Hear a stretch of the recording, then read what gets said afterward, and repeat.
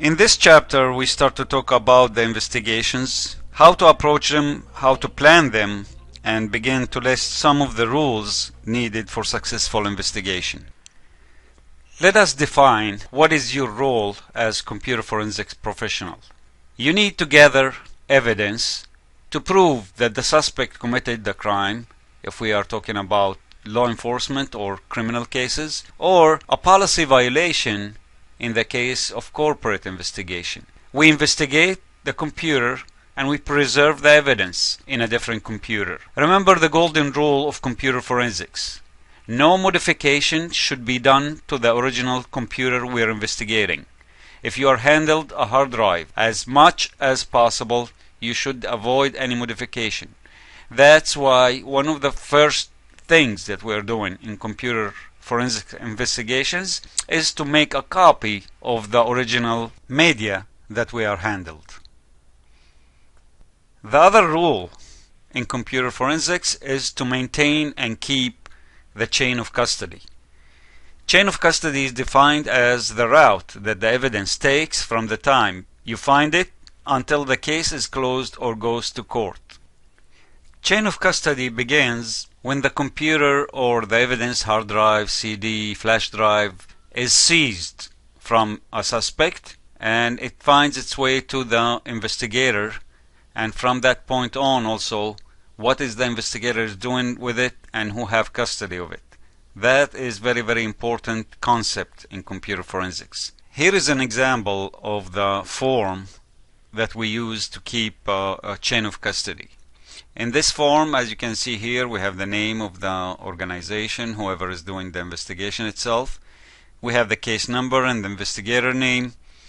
Some details about the case, like what is the nature of the case, the location where the evidence was obtained, and then some identification for the evidence itself. Let's say it is a hard drive, then we put an ID for that hard drive and we describe it. What is it? What make it is? Who's the vendor? What is the model number? What is the serial number? And then, as you see here in the bottom of the form, we have the evidence processed by who, one after the other, and then who was it given to, who have possession of it now, and of course the date and the time that this was done. This is just an example of a form. You can create your own forms as long as you're using the same exact form for cases, for all cases, and that the form includes all the information that is needed. It is important to remember that who has possession of the evidence is an important aspect of the process, because if we want to prove that no modification were done, then among other things we have to account for where the evidence is located at all times and in whose possession. Let's now start talking about how to prepare for a computer investigation. First, what is it in computers that we are after? In the criminal arena, computers can contain information that helps law enforcement determine the chain of events leading to a crime and evidence that can lead to a conviction. One thing that is very important when dealing with computer investigation is that the law enforcement should follow the proper procedure when acquiring the evidence, because digital evidence can be easily altered by an overeager investigator or somebody who doesn't know what he's doing with the computer. He can change a lot of the information if he starts digging or dealing with the computer that he is seizing. There is a manual by the US Department of Justice. It's a document that you can download. I will attach this document with the class documents here so you can download it and look at it. This document reviews proper acquisition of electronic evidence, including search and seizure of computers. In corporate investigations, we are after violations of the policy of that company or that corporate. Things like employees misusing the resources that they have, like the internet, like their own computers. And by misuse we mean, for example, surfing the internet for sites that should not be served to, having personal business, sending personal emails, using the email of the company to spam other people, things like that. These are some of the kinds that can happen in a corporate, and this is what we are investigating. What are the steps that we should be taking for each investigation? First, it's very important that we have what we call a systematic approach, meaning that we have a method that we can repeat, and it includes a step-by-step procedures. So some of the steps that we are taking in our investigations: first, to make an initial assessment about what type of case you are going to be investigating. What is the design or the approach to that case? We need to create a detailed checklist of what we should be looking for. Determine the resources that you need, what you're going to be needing in order to complete this investigation. And of course, obtaining and copying the evidence disk drive, if it's a disk drive or a flash drive or whatever the media is. Let's now take an example and talk how do we assess a case. One of the things that you're doing is, again, systematically outline the case details. Always before every case that you're investigating, you have to put what are the steps that you should be doing. What is the situation? What is the nature of the case? The specifics of the case. What kind of evidence I'm looking for? What operating system is running on the suspect computer? The disk format. And of course the location. Where is it? Let's take an example from the corporate office. Let's assume that the head of the accounting department accused of surfing the internet for inappropriate websites. So that's the situation. The HR is notifying you of this case. The case have to be a secret, of course. He's still a suspect. We did not prove anything yet. So that's the situation. This is a head of a department, very important person, a VIP, and we need to do it secretly.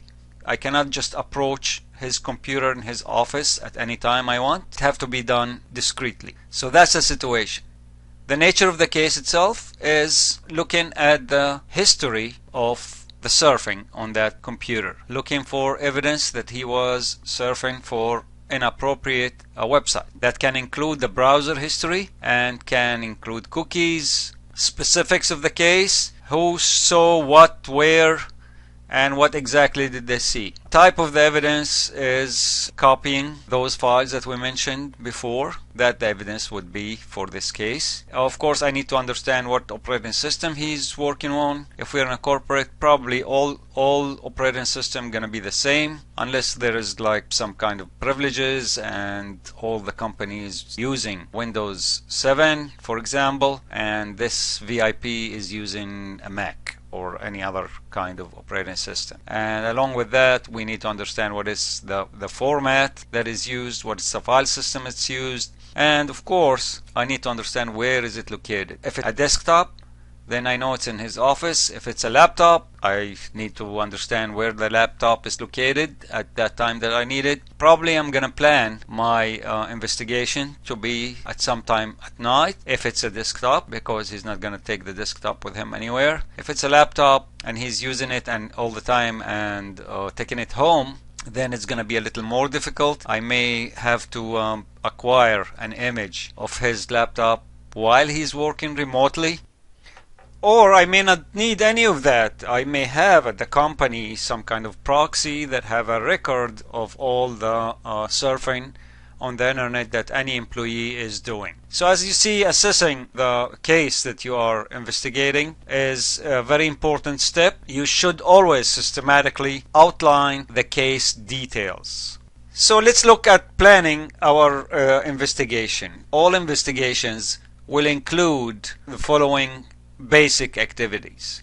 In any case, acquiring the evidence would be a very, very important step. Completing the evidence form, the chain of custody, transporting the evidence to your lab where you're doing your forensic job, securing the evidence in approved secure container so no damage can happen to it, preparing your forensic workstation, obtaining the evidence from that secure container where you put it, making a copy of the evidence, and then returning the original one to your secure container, and then processing the copied evidence with your tools. Let me very briefly go back and just repeat some of those basic steps in your plan. Of course, acquiring the evidence is very important. Having your chain of custody form at that moment that you acquired the evidence, the transportation if needed in this case, from crime scene, let's say, to your computer forensics lab, and securing that so no damage can happen. And after preparing your workstation, which should be prepared by now, making a forensic copy of the evidence. And on that we're gonna talk much more in the coming units. Back to our example of that accounting VP. Employee termination cases usually are the majority of the investigative work that you're gonna be doing at the corporate environment, and usually it involves employees abusing the corporate assets, network, computers. In those investigations, what we're gonna need is the internet proxy server logs, if there is an internet proxy server on that organization. In order to get my information from that log, I need the IP address of that suspect computer. I will need a copy of the disk drive of the suspect, and of course you're gonna need your tool, your analysis tool you're using to look into that drive. You will in this case be looking at the history of the browser. So one of the first steps is to know what browsers are existing on that computer. It could be just Internet Explorer, and in this case you need also to know what version of Internet Explorer is. It could be Firefox, it could be Chrome, or the three of those. So you would be looking for information and using your analysis techniques and procedures to extract data from those browser files that keeps the history of the URLs. Also, all of these could be deleted out of the history. So you need to find traces of the deleted files that can also give you a clue what should be done here. We mentioned browsers, the Internet Explorer browser. You need to know if it's up to version 10 of the browser or it's version 10 and above, which totally different format for keeping the history. So you need to use the tools that are appropriate to extract all of this information. You need to contact your network administrator, could be the firewall administrator or the proxy administrator, to get the proxy server logs. You should compare what you got from the computer itself to the server logs in order just to make sure that you're getting the correct data there. And after that you continue your analysis of the disk drive. You may find other things. You may look at the temporary internet files and find some more evidence of the wrongdoing of that employee. Please remember one important fact here, that most of corporate cases can end within the limits of the corporate itself, but also it can get to the court in the end. So all of your evidence should be collected in a manner that is accepted in a court of law. Let's take another example of cases here involving email investigations. To conduct an investigation that involves email, what you will be needing is electronic copy of the offending email. Let's say it's a case of an email that is offending, that was sent to one of your employees. You should that email, that copy should contain the message header data, the header of the email.